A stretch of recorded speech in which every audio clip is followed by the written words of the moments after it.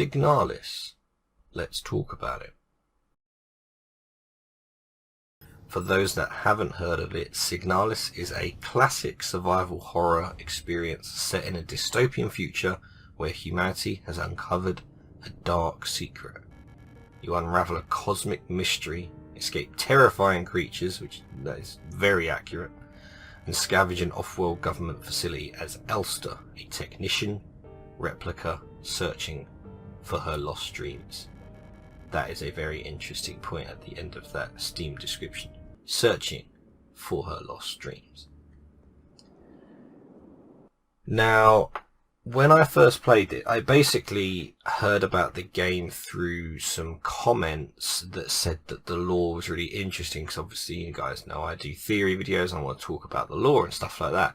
And I'd heard that this game has some really interesting lore. It's survival horror, so you know I'm definitely down for that. I love my Resident Evil and that sort of stuff. So yeah, this seemed like right up my street, and it was. This game, just right off the bat, I loved it. I thought it was superb in what it tried to do. And I'll come on to in more detail on some of the points, but I just thought I'd give like a brief overview real quick. The confusing narrative aside, like the gameplay, the art design, the sound design, oh, we're going to get into that. Immaculate. But yeah, I thoroughly enjoyed this game, and you guys should go play it if you enjoy survival horror, inventory management, trying not to die from creepy things, yeah, and a confusing story that makes you question whether developers wanted you to understand it in the first place. But let's get into sort of the first main crux of things, which is the gameplay. Let's talk about the gameplay. Naturally, as you might see if you know about the game, it has huge inspiration from PS1 survival horror games, your Silent Hills, your Resident Evil, both in the like aesthetic as well as the gameplay. As I said before, inventory management is key, and they give you a decent number of main weapons and sub weapons to use in combat. Though I will say, having to keep swapping out the flashlight module for another sub weapon was definitely, I found that quite frustrating late on, and there was a lot of going back to the save room to the item box to get the thing to swap it back in. You know, proper classic Resident Evil stuff that, you know, at the time you're like, okay, right, that's just, you know, it's sort of endearing. Like where I'm at the stage of my gaming life, I just found that annoying, you know. As a survival horror game, it of course limits the amount of ammo you have, so there are many occasions where choosing to run instead of fight is usually the better option. I always like having that option. You know, I played it on normal difficulty and found the enemies challenging enough without being like too overwhelming. You know, I didn't think it was stupidly impossible in some of the sections. It was challenging. Though I have a really bad habit in survival horror games of just constantly saving my ammo for like boss fights, so I will always have tons of ammo and just try and avoid fighting wherever possible. But speaking of the boss fights, and correct me if I'm wrong, bear in mind I've only completed the game once and I am going to go back and play it again, but I think there are only 2 boss fights in the game, both of which I died multiple times before working out the specific way to actually down the enemy.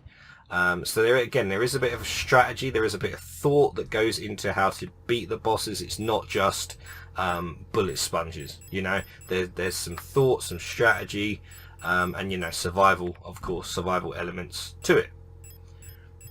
The puzzles, I'd say, in general are challenging. You know, they take some time to work out. I found the majority of them not necessarily straightforward, some were easy, some were more difficult than others. I'm a big fan of when the game goes into first person mode, when you're looking around for items and stuff. You used to see that a lot in pixel horror games, or horror games in general, where you're looking intently at specific things in a room, observation management, that sort of thing, because it does a great job of unnerving you. Save rooms are dotted around the place, so you can't just save on the fly. You have to go around and find them, but they are definitely in like frequent enough areas that it's not like a hassle. You know, well, it doesn't take you that long to get back to a save room if you need to save and quit the game. But if you did see my TikTok that I put out a little while ago, this game 100% has the creepiest sound effect for saving a game. That's when you're in a safe place. That's meant to be a good thing. Play it again. Like, come on. I don't feel safe. But see, speaking of the sound effects and the sound design in general, let's move on to the audio and the sound design for this game, because that is the pièce de résistance of this game, in my opinion. I've tweeted it out already, but for me, Signalis, and I don't think I'm like overstating it either, but for me personally, Signalis has the best sound design in a video game, I think, that I've played. I think it all too perfectly and almost like effortlessly manages to create a perfect atmospheric sense of dread in every situation, in every room, in every area. It perfectly makes you feel exactly what they're intending you to feel in that moment. And given that it uses an isometric camera, which gives you the view of both the protagonist Elster and a large section of the room you were in, like that camera design, that in itself wouldn't lend it to be an inherently scary or creepy game. So what I mean by that is, you know, some of the best horror games of our time, I would argue, are usually done in either first person or third person. So how does the game compensate for that by using the isometric camera? So obviously, as we're talking about it, it uses the audio, and it uses it so well. The dreary sci-fi soundtrack just puts you in that constant state of unease. And then as soon as you see the enemies, or rather as soon as the enemies see you, it switches entirely into putting you in that state of panic. The echo of the automatic doors to literally just picking up a key item. Like I was talking about the save room sound effect. Picking up a key item is creepy. Like the sound effect is creepy. It is nothing new, like that sort of scream, like alert sound, if you like. But it is done so well in this game. And it's more of a case of, I think what just sort of blows me away about the sound design in the game is that the level of care and attention that literally every specific sound effect that they've put into the game, like it's been done with that intention of just amping up the scare factor, the creepiness. It's just pushing you to that limit where you're playing the game, and everything is just making you want to just put the mouse down, put the game down. Like you're walking around, but you are not comfortable. You know, the camera angle, you know, that's fine. You know, it's isometric. You know, you're having a good time. You can see a good chunk of the screen. Nothing's going to jump scare you. You know, the game doesn't use jump scares. It doesn't use cheap jump scares. But how it uses the audio just massively compensates for that. And I think that you have to commend the game for doing that, and just doing it so well. But enough. Okay, I've talked about the sound design enough. I think it's good, okay? So let's move on to the graphics, or just the art style in general. If you've been around the block on this channel, you know I'm a massive fan of pixel art, pixel horror games and stuff in general. So I already loved the art style personally. But I'm not sure if it's like the rise of pixel horror games over the last sort of 5 or 10 years or so. But pixel art, for me, it really suits horror games, like new horror games. And Signalis is of course no exception to that. Making the enemies purposely like darker shades so that they blend into the shadows. A lot of the time you have to be quite observant when you're going into a room. Like if they're not moving, you might not off the bat notice that they're there, and then you get a scream in your ear, and then you're in combat mode. But another reason why you have to be observant is items that you are obviously going to be picking up throughout the game. They're highlighted well enough in the rooms. You know, you can always get caught in a situation, especially with something that's like pixel art, that sometimes things get lost in the pixels and you don't always see what you need to see. But for the most part, you can see the key items that you need to find. Although I will say there was this one time where I multiple times missed an item I was meant to find. But again, I'm putting that down to me and not the game. I'm nice like that.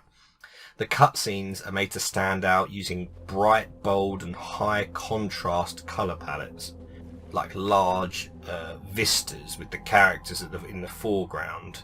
I enjoyed the cutscenes in the game, although they were sort of few and far between.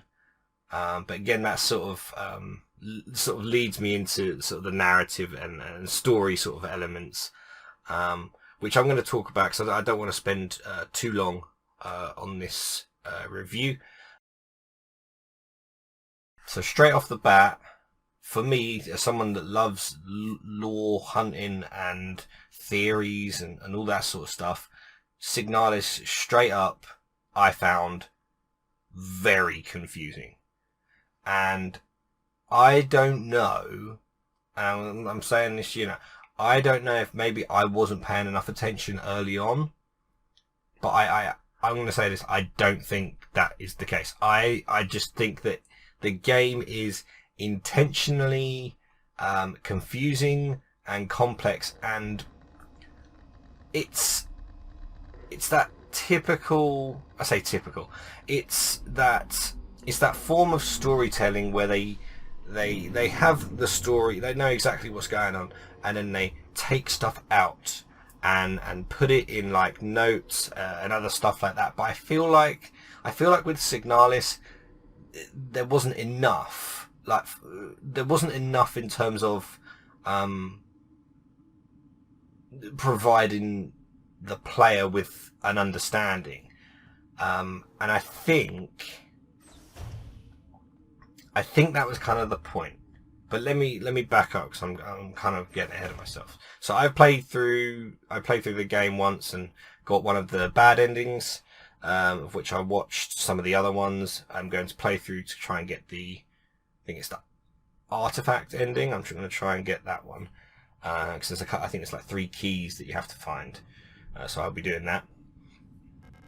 And I tried, you know, to do my homework and stuff. Looked up theory videos, went on the wiki and stuff just to try and understand what's happening in Signalis. But I'm still struggling, and this was a game that I wanted to do like a theory video. Like I wanted to talk about it, and not just in a review manner. You know, we laid out the premise earlier in the game, but going through the game and trying to get a grasp of what it all means, like the purpose and the themes, it's just not straightforward in any sense. And like many indie horror games in recent years, you know, I just mentioned it, the game uses notes that you can find to help piece together the story, and then it eventually helps explain what's happening. But I feel like the game leaves you with more questions than answers. I feel like the devs want you to interpret the story and narrative in your own way and take from the game. So I feel like it's like an Inception thing. It's like you decide what does the spinning top at the end of the film mean, you know? Like, and it's kind of like, it's a little frustrating, but maybe this is just me. Maybe I'm asking to be spoon-fed the answers, and which I'm not, by the way. I don't know. I'm gonna play it again, and I'm gonna try and really try and try and piece together the clues and that sort of stuff. But it's a tough one, man. It's a tough one. That's like, I will say personally, for like a casual player, who's not too fussed about like the lore diving and all that sort of stuff, will very much enjoy Signalis. And you'll get the end and you'll go, okay, confusing, and then you'll sort of move on. That's absolutely fine. I'm a little frustrated because I want to understand it and I don't, you know. But yeah, so I'm going to play through it again. But in any case, like, straight up, the game is fantastic. Like, I genuinely love this game, and I'm so glad that I found it through comments of people saying that the lore is really interesting and complex and stuff, which it is. But it's just one step too much for me, maybe. I don't know. Let me know your thoughts. I'm genuinely curious to know what people who've played it think. Just straight up, it's a fun, thrilling, creepy experience that will keep you engaged right to the end, whether that's the gameplay or the confusing narrative, and you want to see, obviously, what ending you get. You want to see how it plays out, and hope that you can take something away from the game and the themes that the devs are trying to sort of show through the game. But yeah, I love the game. I think that's fair to say. I love the game. I just do not understand it like I want to / should. So yeah, there we go, guys. Thank you again so much for watching this review. Have yourselves a fantastic day, and I will see you in the next video.